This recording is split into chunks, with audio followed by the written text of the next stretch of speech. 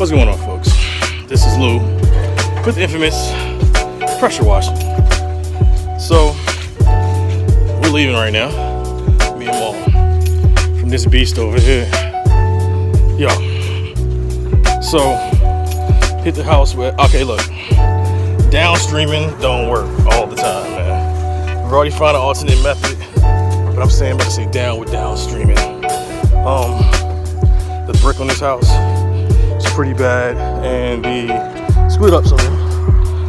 The vinyl was like all damn black. So it's like vinyl on the side right there, where it's white at. It was all black, man. I mean, we downstreamed, it did nothing. The whole house downstream, nothing. And I'm like, man, what's going on? But we find out what it is. Maybe it's too diluted, man. So we put some SH in a pump sprayer. Boom, it worked. But we had to get on a ladder and crap. So yeah. So we're still working on the cars. Boom. That's our fleet. We ain't got no trucks yet. Coming soon. But this is to show you, get out there and get it, man. We're waiting on our homie to come pick up this ladder too, because we can't put a ladder on our cars. Said that here's my homie right here in his van to hook us up.